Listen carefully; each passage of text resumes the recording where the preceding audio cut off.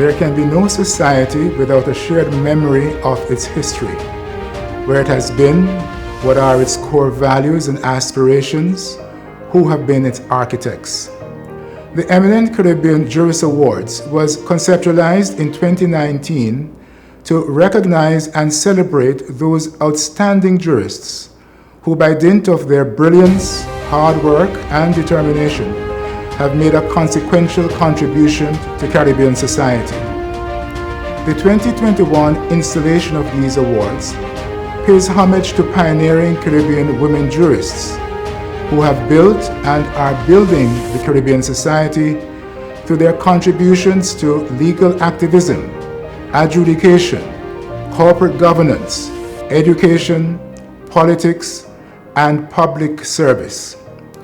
These are women who have shattered glass ceilings and who have blazed an inspirational trail for the younger generation, and indeed for all of us to follow. We celebrate Caribbean women who have brought acclaim to all of us by moving beyond the confines of their individual societies to serve with honor and distinction in international and regional organizations. Baroness Patricia Scotland. Baroness Scotland is a citizen of the United Kingdom and of Dominica. At the 2015 Commonwealth Heads of Government meeting in Malta, she was chosen to be Secretary General of the Commonwealth of Nations and took office on April 1st, 2016. She is the sixth person and first woman to hold the position. Previously, as a lawyer and politician, she had been associated with campaigns for equality and opening up wider opportunities for women.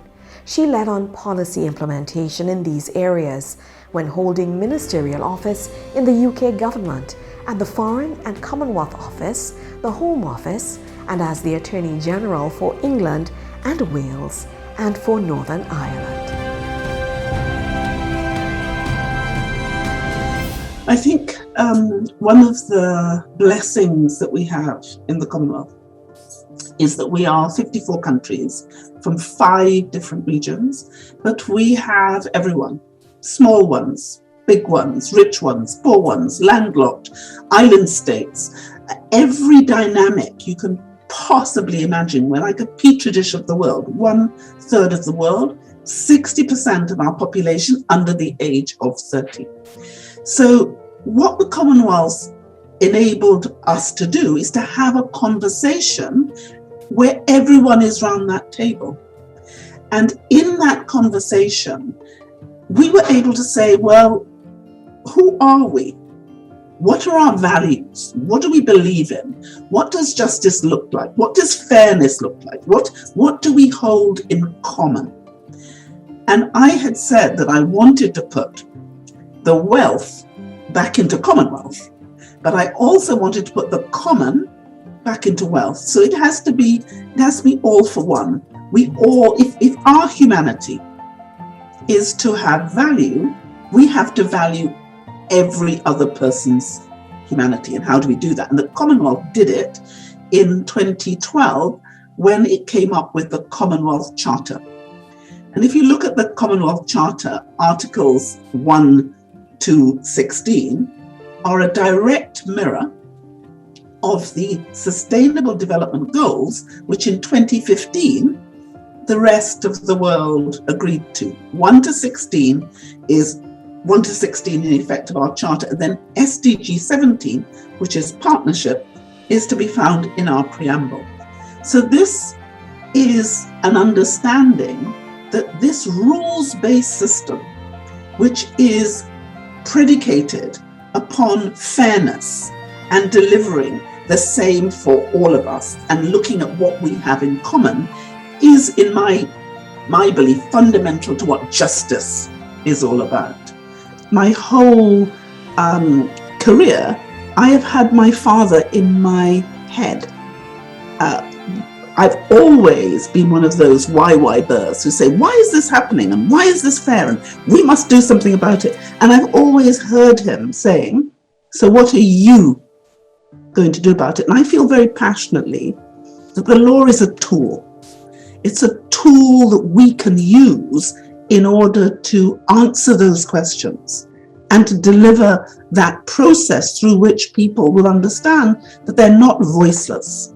And I've passionately been involved in creating processes which will give a voice to people who believe they are voiceless.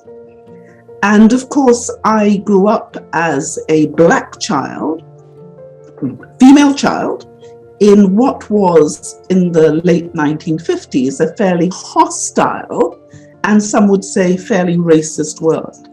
So it wasn't just this idea about unfairness generally, it was also that people, every single individual who is a child of God, should be treated as such and treated fairly. And you watched people treating Black people differently from white people, and men differently from women. And I grew up with a father who was a total feminist.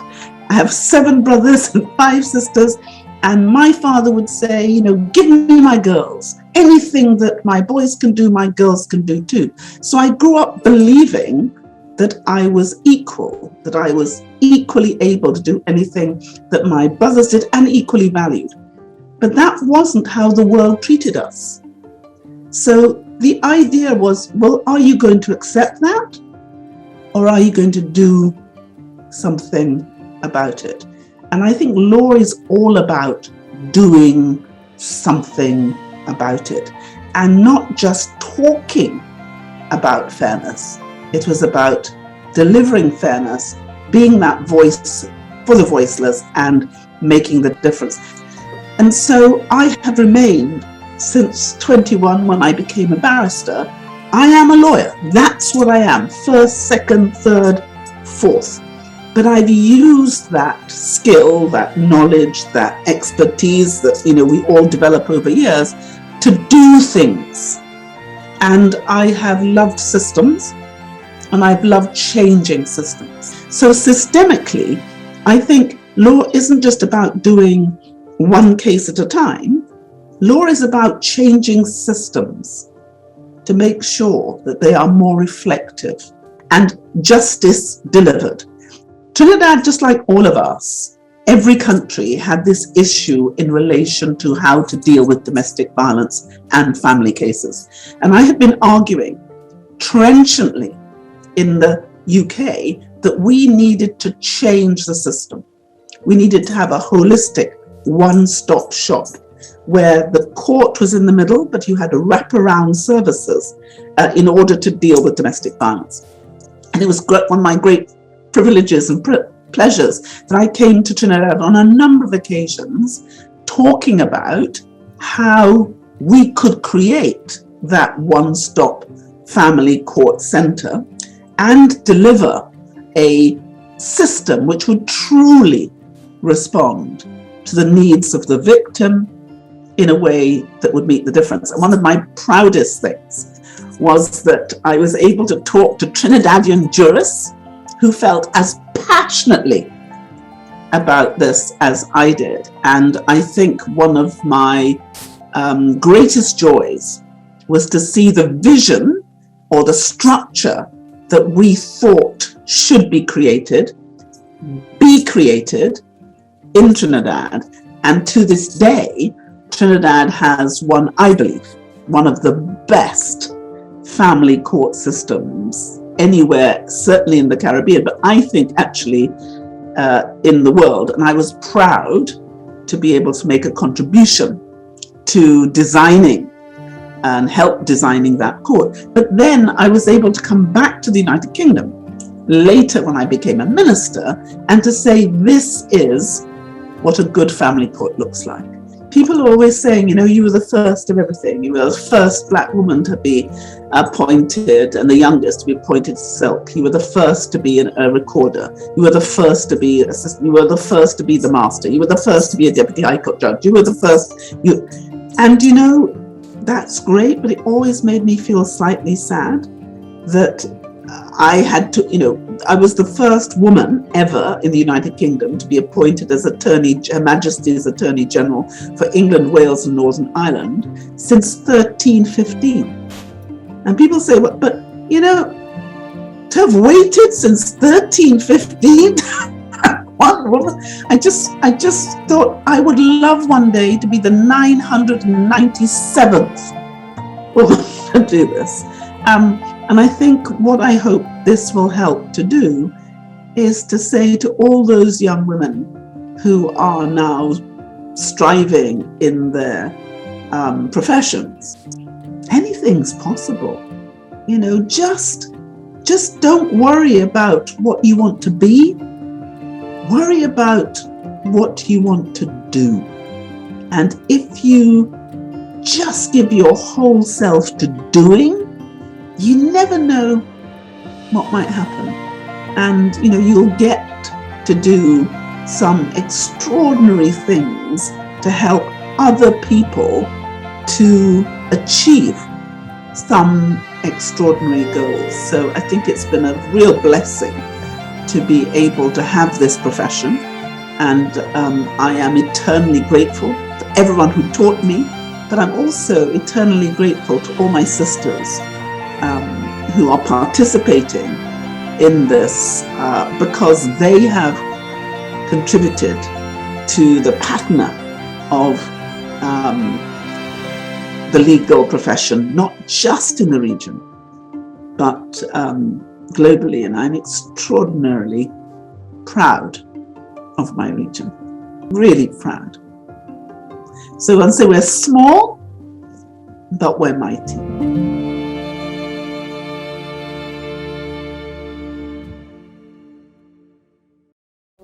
The decade of the 1960s, which marked the coming of age of the civil rights movement in the United States of America, also witnessed the entry into this world of one of our two honorees from the Republic of Suriname, Dr. Manorma Soeknandan.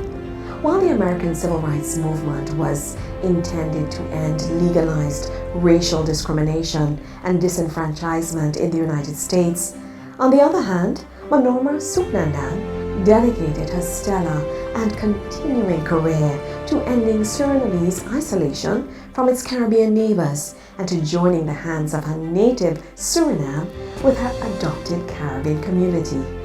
Her Excellency Dr. Manorma Soeknandan is one of two pioneering Caribbean women jurists from the Republic of Suriname, a vibrant, energetic, and outspoken campaigner for the causes she champions. She was the first woman ambassador of Suriname to Guyana. More recently, she served as Deputy Secretary General to CARICOM.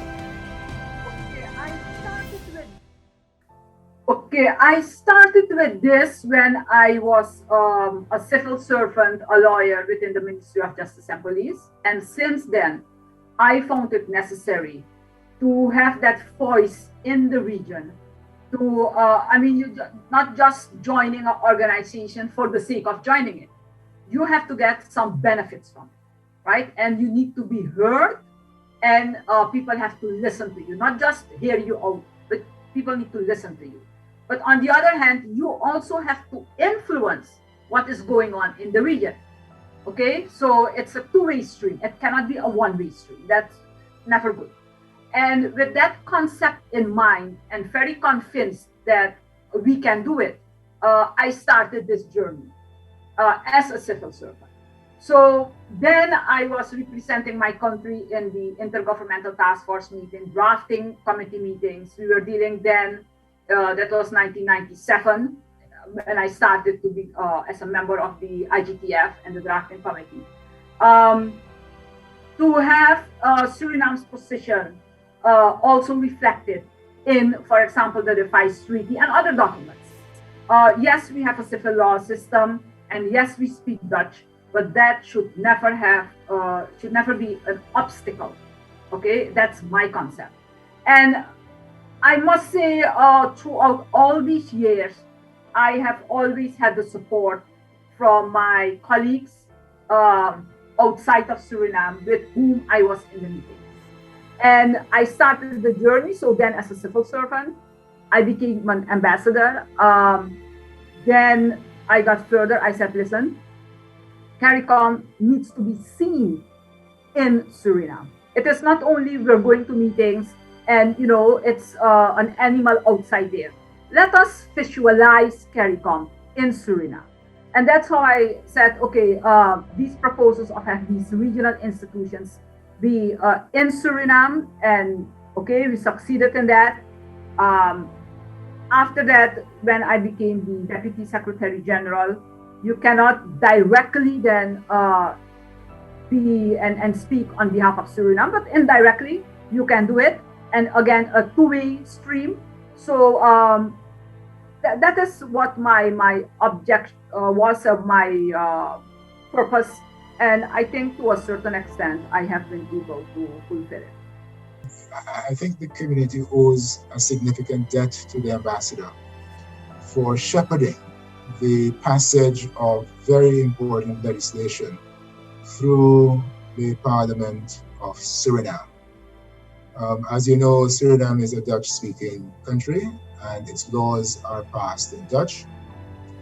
For the first time, 3 bills in English were passed in Suriname to make the CCJ and its satellite entities effective within that country. So the CCJ bill itself, then there was another bill for the establishment of a trust fund, and a third for the establishment of the Regional Judicial and Legal Services Commission, the RJLSC. And these bills were passed in the Parliament of Suriname in English. And as far as I can tell, that was an unprecedented event. And the ambassador was largely responsible for this happening. I think that the ambassador fought tenaciously for different regional organizations to be headquartered in Suriname. And I think it is to her credit, therefore, that the CRETI, the Language Translation Service, is headquartered in Suriname. And so, of course, is the CARICOM Commission on Competition. And so also is the CAFSA, the Caribbean Health and Food Safety Agencies. And this may be symbolic to some people, and it probably is symbolic in some ways. But I think it's a very important gesture that the community is embracing Suriname by placing some of its most important institutions in their capital. And the people of Suriname can, of course, see evidence of that close connection. I had also received from my government and so on. Yes, you have a border dispute, but that does not stop other developments.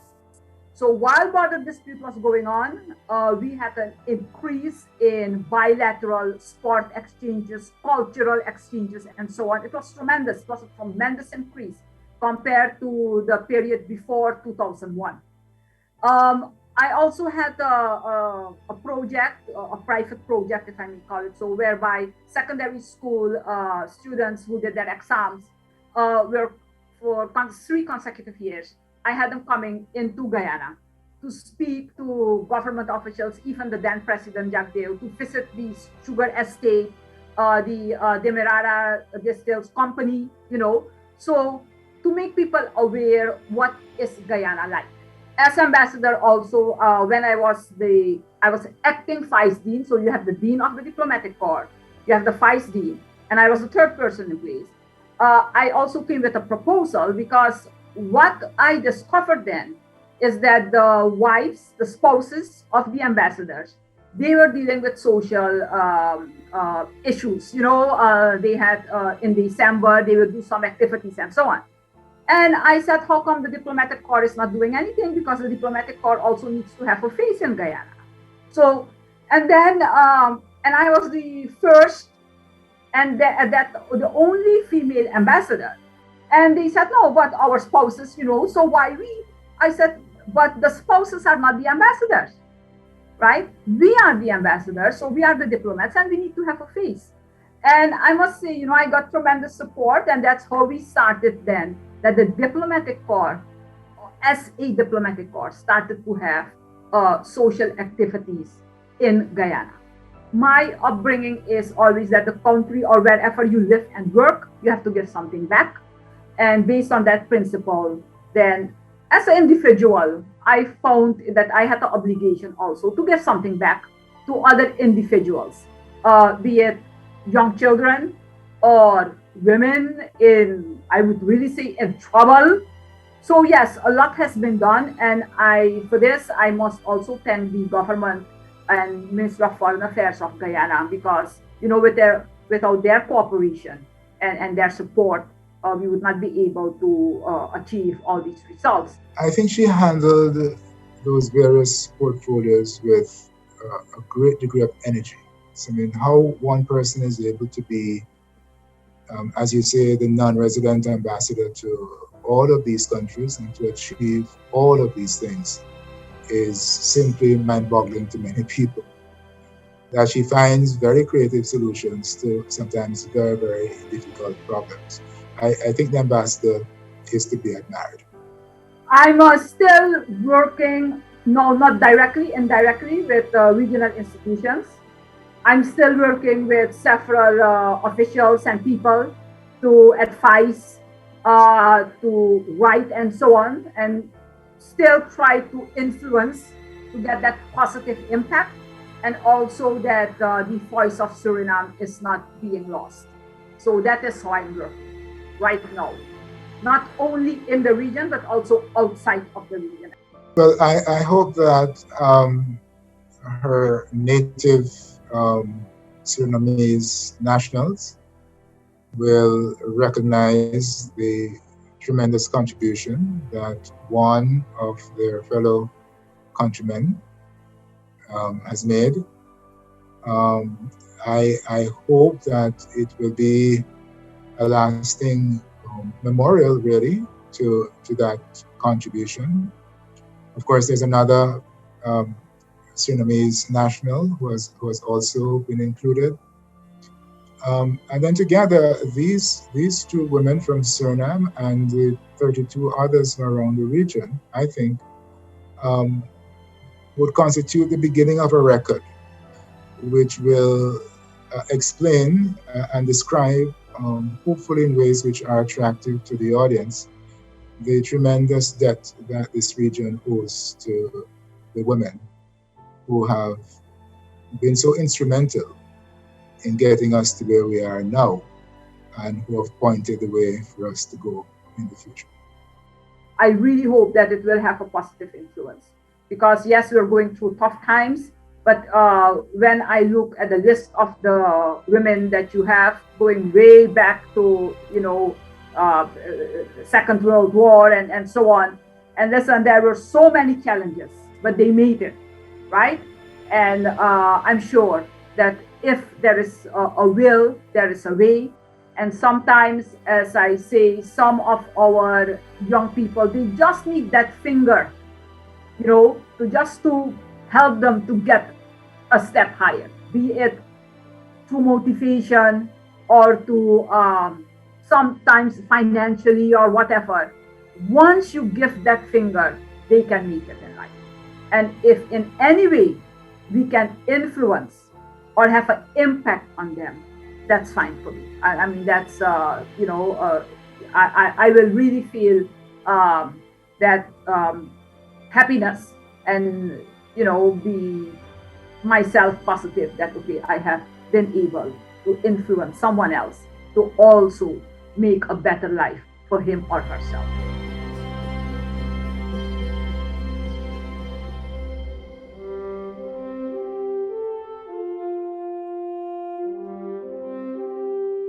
Economic development is an important aspect of the growth of Caribbean society.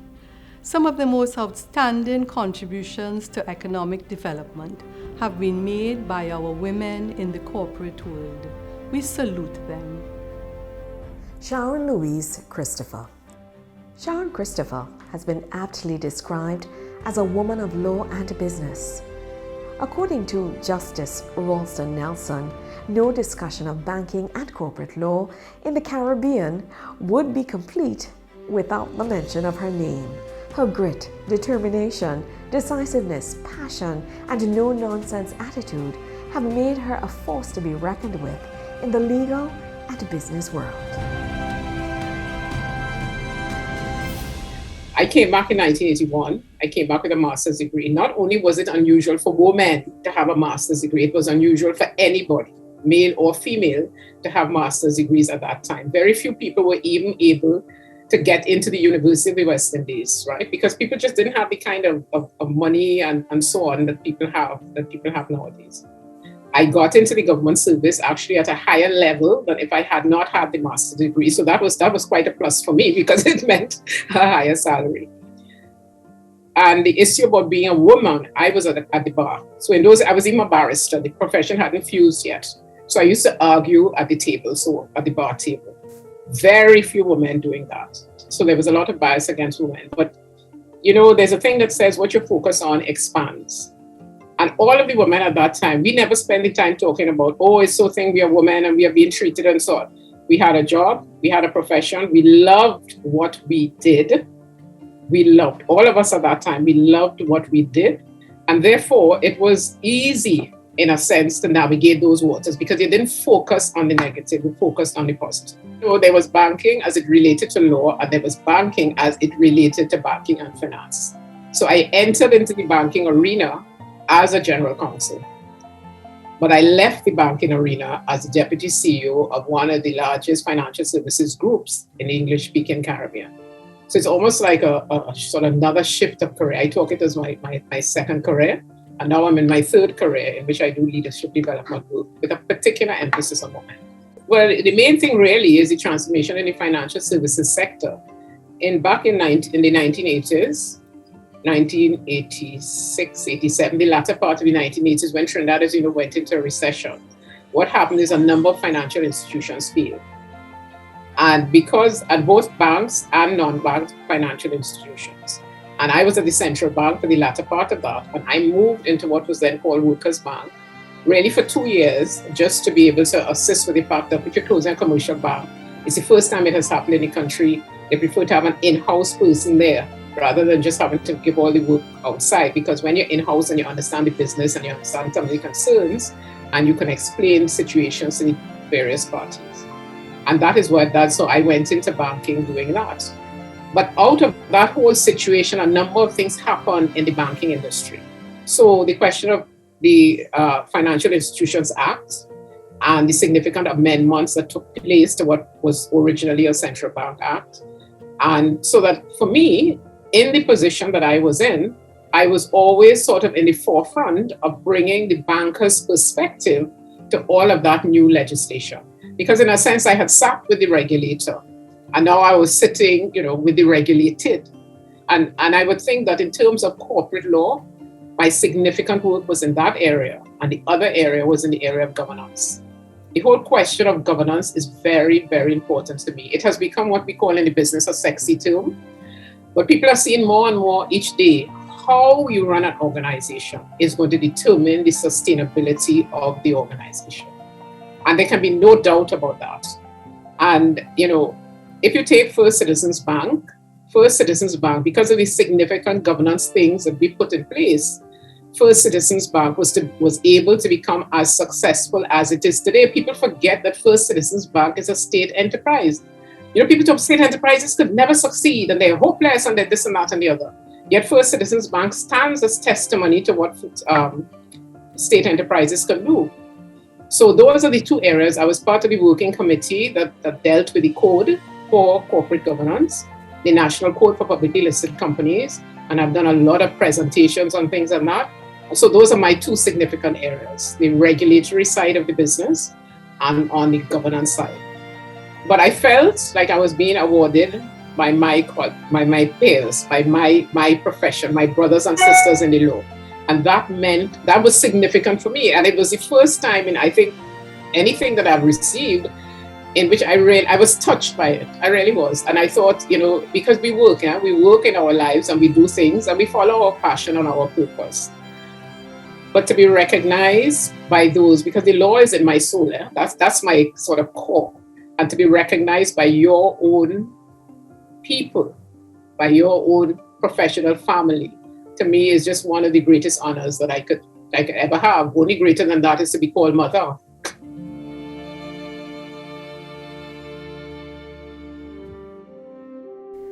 Sandra Osborne. Her breadth and depth of experience in the Barbadian and regional insurance sector is considerable. But Sandra Osborne did not stop there. She also earned a stellar record in national, regional, and international sports administration. As Sir Henry Ford wrote, her career is a path and a light as to how the law shines so brightly as to become a main contributor to knowledge.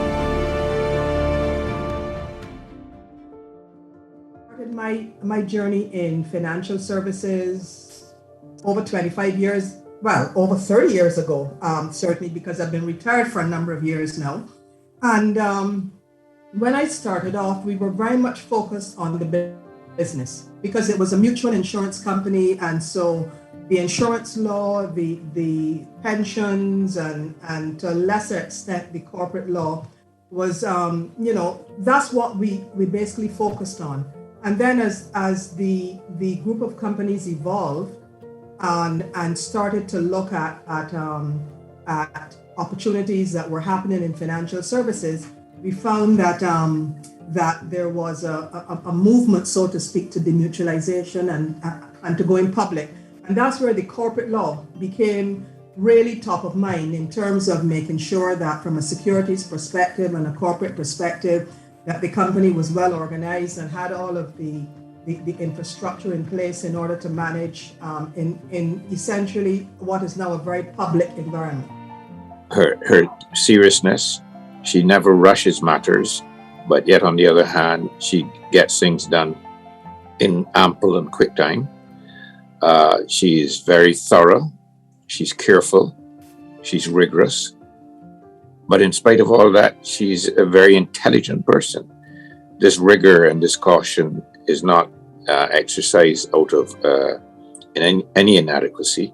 It's actually exercised as a result of a knowledge which recognizes the complexity of some legal issues and the fact that very often there are additional areas that have to be considered and the like. Yeah, I would speak from a regional perspective because the organization that I worked in was a regional organization. So I think that I had a good sense of not just Barbados, but what was happening within the region. And it's important, I think, to note that the organization with which I was associated, which is Sagicor, really was a trailblazer and a leader in a lot of the developments that took place within the corporate world. You may be talking 25, 20 years ago. And what's really interesting is that the company is a very old company. It's like 180 something years old now. So at that time, it was well into, 150, 60 years. And there's always a need with very old companies to make sure that you stay relevant, to make sure that you continue to meet the needs, and in this case, the financial needs of your customers and your clients and the citizens of the country that you serve. So one of the things that actually I felt very privileged to be was in the center, so to speak, of an organization that was blazing a trail in terms of expansion and developments and corporate restructurings and acquisitions and takeovers and stuff like that that wasn't necessarily happening at the same speed in a lot of other sectors. When Sandra went over to the mutual, the concept of a legal department in an insurance company in Barbados was not one that was visibly present. It was something that she had to think about in terms of not only creating it, but creating it as a viable entity which not only served the institution well, but served the society well. Because you must remember that at that time, Barbados Mutual was very heavily engaged also in the granting of mortgages. And securities at a high level, but also at an important level in terms of householders, for whom this was the access to mortgage financing. So this was a very important area that she undertook when she joined up the Barbados Mutual, just in terms of getting it to function with a legal department taking care of what I like to call the household needs of the nation. Now, if you move one step further, one had the demutualization at the time that she was there. And that would have been clearly one of the most significant corporate acts to have taken place at that time in Barbados. And Sandra was at the forefront of the demutualization. Obviously, she would have been well advised by persons, outside counsel. But she was the person acting as the driving force behind the demutualization, and she did it with great aplomb. She was magnificent. If I could share that with you, because I think it's really important. I think that sport fundamentally has a very transformative effect on the lives of people, and I always keep very close to me a quotation from Nelson Mandela, because in a way that inspires me whenever I feel I need to have some inspiration. It inspires me. It was a speech that he was given at an award ceremony maybe 20 years ago. Sport has the power to change the world. It has the power to inspire. It has the power to unite people in a way that little else does. It speaks to youth in a language they understand. Sport can create hope where once there was despair. It is more powerful than governments in breaking down racial barriers. It laughs in the face of all types of discrimination. And I think that those few sentences, in a sense, capture the phenomenal value of sport as a tool to positively influence people, especially young people. I think that it is a sphere of endeavor that operates at so many different levels of society, both grassroots and elites, in terms of building societies and building the correct values in young people. And I really see that for me, if I can build the future, make our society a better society by using my own skills, legal, administrative, in sport. I'm not active in sport anymore, but certainly at the administrative and the legal level. I think that, maybe this is my purpose. And so this is how I really see sport. It's not just a matter of, doing a couple of things and volunteering. I think it's a huge picture in terms of making the world a better place through sport. In a time where I remember the Mutual as an institution of great significance in the cultural, economic, and financial landscape of Barbados. And I would also say in the architectural landscape of Barbados, the head of the street or the end of the street, depending on how you characterize it, you would see the old Barbados Mutual building, possibly the most iconic building in Barbados even now. And that building stood for so much. One of the things it stood for was the financial stability and the economic certainty that had prevailed and pervaded the Barbadian landscape for so many years. Obviously, it was a conservative institution, as indeed Barbados was. But as Barbados underwent the decolonization process in the political sphere and in the financial sphere, in the economic sphere, and also in the cultural sphere, so too did the Mutual follow. And Sandra's presence at the Mutual was part of the decolonization, if you will, of the Mutual as a cultural and a financial and economic institution. And I say that to the credit of the Mutual, and I say it also to the credit of Sandra. She was a pioneer because she could very well have continued to practice law outside of going into the corporate in-house sphere, because the in-house counsel at that time was a rarity. I would say it was non-existent. She's bright, she's brilliant, she's capable. So she took a step which essentially had not been taken. And that's what pioneers do. And she took those steps and she became a pioneer in that respect. She's a pioneer. As I say, that is it. There's no more to be said.